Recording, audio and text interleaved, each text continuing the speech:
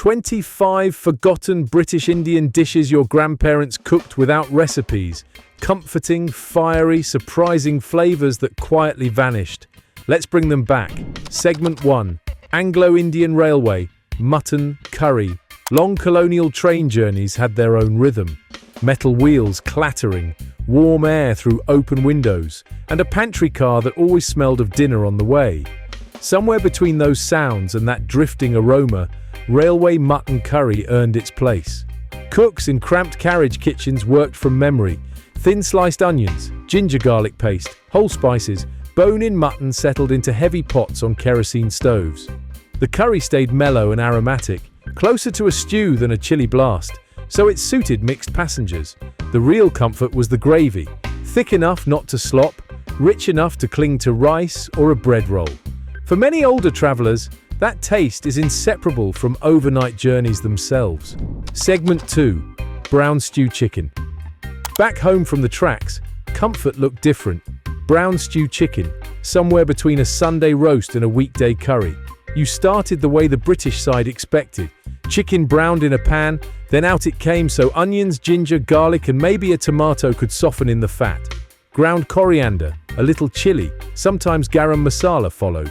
Instead of a thin sauce, a spoon of flour made a roux. Stock went in slowly, turning everything into a glossy brown gravy.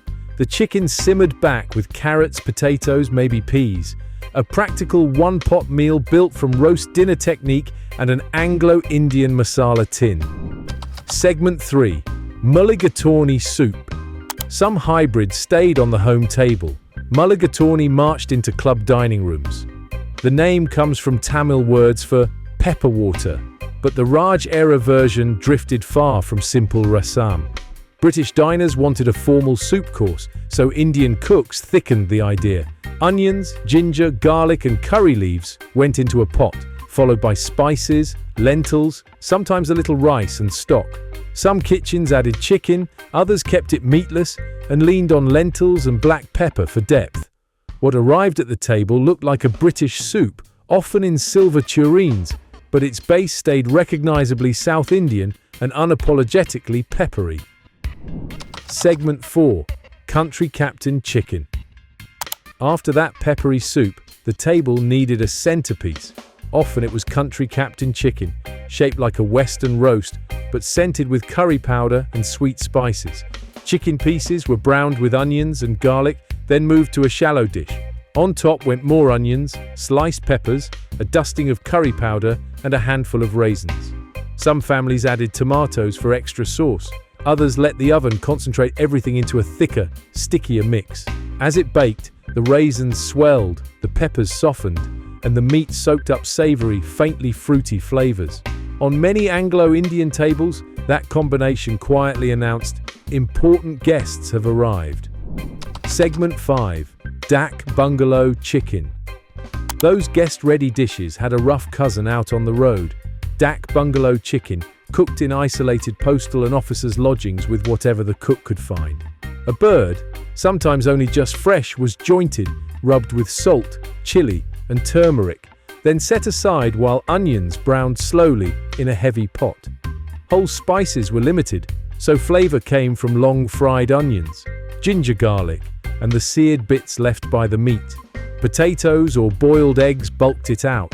Water or thin stock went in, and everything simmered until the chicken softened and the gravy turned a deep brown. No garnish, just one straightforward pot that fed whoever walked through the door. Segment 6. Fish kedgeree. Breakfast had its own Anglo-Indian hybrid, fish kedgeree, a descendant of Indian khichdi that became a club and bungalow favorite. Rice was cooked with turmeric for color, then loosened with butter or ghee.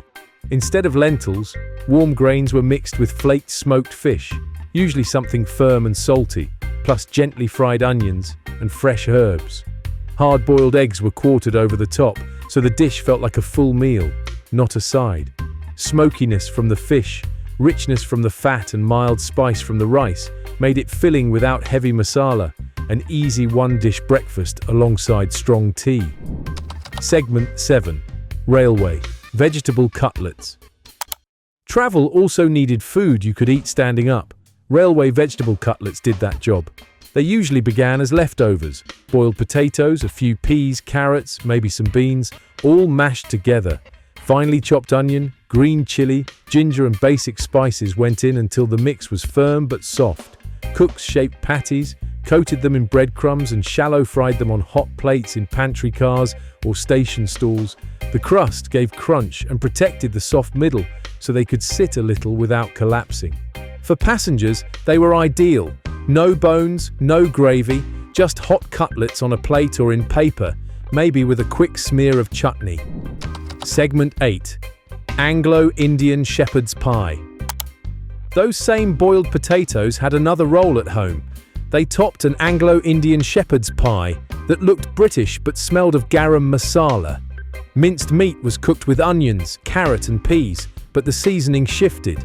Green chilies went in with the onions, ginger garlic followed, and a spoon of garam masala or house spice blend gave it warmth instead of Worcestershire and thyme. The thick meat layer was spread in a dish and covered with mashed potatoes enriched with ghee and sometimes tinted with turmeric. Baked until bubbling, it sat somewhere between casserole and curry, turning mince night into shared middle ground. Segment 9. Coconut rice pudding. Payasam pudding fusion. Dessert borrowed from both traditions too. Coconut rice pudding sat halfway between British nursery rice pudding and South Indian coconut payasam. Starchy rice was simmered gently in milk, sometimes half dairy, half thin coconut milk, until soft and thick. Grated coconut or coconut extract went in, plus crushed cardamom and occasionally a clove. Instead of relying only on white sugar, many cooks used jaggery or a mix of jaggery and sugar, tasting as they went to keep the sweetness balanced. Some families served it loose, like a rich payasam. Others reduced it further, sometimes baking it and finishing with ghee-toasted nuts and raisins. Segment 10. Pepper water, old-style rasam. After rich puddings, some tables went back to something lean. Pepper water, a softened version of South Indian milagu tani or pepper water. Traditional rasam was fierce, black pepper, cumin and plenty of tamarind in a hot, clearing broth. For British officers, cooks eased it back. Less tamarind, more water, still bright but not brutal. A pot began with cracked pepper, cumin and mustard seeds in fat, plus curry leaves. A little strained dal liquid or tomato gave body. Then it was thinned with water. Served in cups or shallow bowls, it behaved like a light soup course between heavier dishes. Segment 11. Bottle masala beef curry. If pepper water showed spice at its lightest, bottle masala beef curry showed it at full strength. In East Indian Catholic homes around Bombay, the key ingredient wasn't a fresh paste, but a tall glass bottle packed with a family's own ground masala. Dried chilies, coriander, cumin, pepper, cloves, cassia, daggered fool, sesame, poppy and other spices were roasted, milled in bulk, then funneled into reused beer bottles and sealed. For beef curry, chunks of meat simmered with browned onions, garlic and a little vinegar, plus a heavy spoonful of that blend, sometimes with tomato or coconut added. Served with fujias, handbreads or rice, the dish tasted complex, but most of the work had already happened at the spice mill. Segment 12. Paneer, stew with English vegetables. After the deep, rust-colored beef curries, some evenings needed something softer. Paneer stew with English vegetables lived in that gentler corner. Carrots, peas, beans and sometimes cauliflower went into a pan with butter or ghee, onions and just a touch of ginger. Whole spices stayed restrained. A bay leaf, maybe a clove and a few cracked peppercorns to scent, not dominate. Paneer cubes were slipped in once the vegetables had softened, so they warmed through without breaking. The liquid might be milk, a light stock finished with cream, or coconut milk in some households, then lightly thickened to a smooth, pale sauce. It was mild enough for children or cautious British guests, but still sat comfortably beside chapatis or rice. Segment 13. Smoked mutton roast with Indian spices. Soft paneer stews kept everyday dinners calm, but celebrations needed something bolder. That's where smoked mutton roast came in, a British-style joint treated with Indian hands. A leg or shoulder was rubbed with ginger, garlic, black pepper, cumin, sometimes coriander and a splash of vinegar, then left for hours so the spices could sink in. It roasted either in an oven, basted with its own fat, or over charcoal in more improvised setups, picking up smoke as the crust darkened. Pan juices were loosened with stock or water, sharpened with more spice, and served as gravy alongside potatoes, vegetables and bread or rotis, a carved joint that tasted fluently of both kitchens. Segment 14. Jalfrezi Stir Fry, original Anglo-Indian version. The story of that roast didn't end on carving day. Its second life often turned up as jalfrezi, originally a quick, dry stir-fry of leftovers. Cold mutton, chicken or beef was sliced into strips so it would sear fast. Onions hit hot ghee or oil with green chilies. A little ginger, maybe tomato or capsicum if they were on hand. Instead of a slow masala, just enough chili, turmeric, cumin or coriander went in to wake everything up, sometimes with a dash of vinegar. The meat joined last and was tossed over high heat until the pan was almost dry. In a few minutes, yesterday's roast became a sharp, glossy panful ready for rice, bread, or a late staff supper. Segment 15. Oxtail Stew, colonial cantonment version. Fast stir-fries were useful, but cantonment life also revolved around pots that could sit and bubble. Oxtail stew fitted that rhythm. You set it going, watch the coals, and let time work on the bones. Oxtail was awkward, bony meat, but browned hard with onions, ginger, and maybe a carrot. It rewarded patience. Nutmeg from European habits and tejpata from the local bazaar scented the pot. Water or stock, sometimes a little wine from the officer's mess, turned everything into a slow, rolling simmer. Hours later, tail joints loosened, marrow slipped into the liquid, and the garrison sat down to a dark, glossy stew built from a cut nobody envied. Segment 16. Egg Vindaloo. Where oxtail stew relied on slow richness, Vindaloo went for speed and shock, sour, hot, and heavy with vinegar. In Goan Catholic kitchens, that often meant toddy vinegar, garlic, and red chilies soaking together before anything touched the pan. Pork was standard, but hard-boiled eggs dropped into the same framework neatly. Onions cooked down, the chili vinegar garlic paste fried until mellowed, then cumin, mustard seed, and maybe a hint of cinnamon went in. Scored eggs were added last so the masala could catch on the whites. It was useful food, cheaper than meat, suitable for Lenten days that still allowed eggs, and still very clearly, Vindaloo. Segment 17. Potato chops, stuffed potato patties. On tables where a big curry grabbed the eye, the real competition often happened around the plate of potato chops. In many Parsi and Anglo-Indian homes, that's what people watched, quietly counting how many were left. Minced meat was cooked down with onions, green chilies, coriander, and a little warm spice until dry and crumbly. Separately, potatoes were boiled and mashed smooth, seasoned just enough to be interesting.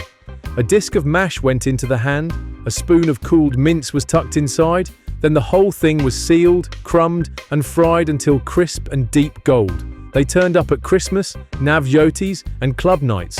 Small, careful mouthfuls that summed up the whole hybrid kitchen. Segment 18. Plum cake with Indian spices. After the savouries vanished, the real signal that Christmas was close was the plum cake waiting in a tin. In many Anglo-Indian homes, the work started weeks earlier. Fruit soaking in rum or brandy, kitchens smelling of fat, sugar and spice. It looked like a British Christmas cake, but the flavour shifted. Local dried fruits joined raisins, jaggery syrup deepened the crumb, and along with nutmeg came cinnamon, clove, sometimes a little cardamom from the curry masala box. Eggs and butter were beaten light, flour folded in, fruit stirred through and baked slowly in double-lined tins. Then the cakes were brushed with alcohol and stored, so each slice carried days or even weeks of tending. Segment 19. Coconut and mint chutney sandwiches. Big feasts had their roasts and cakes, but everyday visits were fueled by chutney sandwiches beside the teapot. Tea time might copy British ritual, the flavour inside the bread did not. Fresh coconut was grated fine, then ground with mint, green chili, ginger, salt, and sometimes lime or vinegar, with a pinch of sugar to round it out. The spread had to stay thick, so it sat on the bread instead of soaking through. Thinly sliced white bread, crusts neatly trimmed, was buttered, filled, and cut into triangles or fingers. As long as there was bread, coconut, and herbs, a plate could appear within minutes. Segment 20. Railway dal fry, early version. If chutney sandwiches belonged to verandas and sitting rooms, railway dal fry fed people in and around trains. In station and refreshment room kitchens, lentils had to cook fast, stay soft for hours, and tolerate repeated top-ups of water. Cooks favored easy-cooking yellow dal, simmered with onions, tomato, and a little turmeric in large pots. The flavor lift came at the end, a separate pan heated with ghee, cumin, garlic, and dried chili, then tipped sizzling over the pot so the surface rippled. Served with rice or flatbread in metal plates or tiffins, the base stayed mild. Extra ghee, salt, or chili were added to individual portions as trains came and went. Segment 21. Ball curry, meatball curry. If railway dal fry kept journeys bearable, ball curry marked the days people waited for.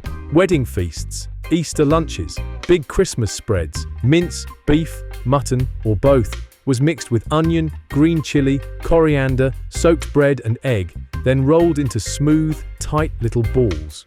The gravy leaned Goan and Anglo-Indian at once. Browned onions, tomato, ginger, garlic, ground coriander, chili, sometimes cinnamon, sharpened with vinegar or tamarind.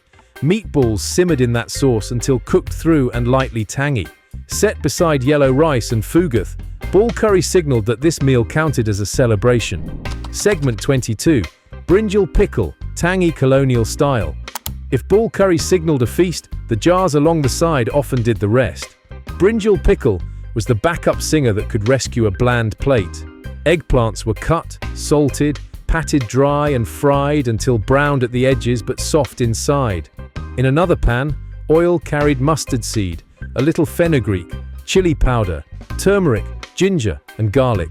Sugar and vinegar, often malt or synthetic, not palm or coconut, were stirred in to make a hot, sweet sour syrup. The fried brinjal was folded through, simmered briefly, then bottled under a layer of oil and acid. One spoonful could jolt rice, curry, or sandwiches back to life. Segment 23. Pish-pash rice.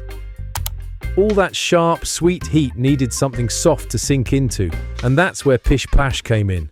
It was the dish for sickbeds, hot afternoons, and evenings when nobody wanted to fight with rich gravies. Rice and chicken simmered together with a very Anglo-Indian touch. Cloves, a scrap of cinnamon, bay leaf, maybe a few peppercorns in the fat first, then gently softened onions and small pieces of chicken on the bone. Rice went straight into that base, absorbing stock as it formed. The result sat between loose pilau and thick soup, mild but aromatic, easy to dress up with lime or pickle, or leave plain for whoever needed calm on a plate. Segment 24. Devil chutney, hell's flame chutney.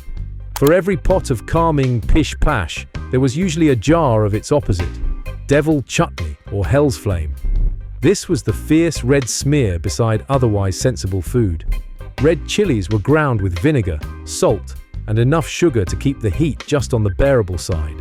Some kitchens added onion or garlic for body, even a few raisins for odd sweet flashes between mouthfuls of fire. Vinegar sharpened everything and loosened the paste into something you could spoon. Sugar turned the impact into a slow, creeping burn. Served with cutlets, potato chops, roasts, or plain bread, a single teaspoon could flip a polite Anglo-Indian plate into something far less restrained. Segment 25. Stewed apples with cinnamon and cardamom. After something as aggressive as devil chutney, the same table often finished with the gentlest thing in the house, stewed apples. The method would look familiar to any British cookery book. Peeled apples sliced, softened slowly with sugar, but the flavouring had moved. Alongside a stick of cinnamon or cassia, there might be a few cracked green cardamom pods from the tin usually kept for kheer or pilau. As the fruit collapsed, those spices perfumed the syrup. You could spoon it over custard, serve it beside a plain sponge, or eat it straight from a shallow dish, tasting the same cardamom, that turned up in savory dishes all week.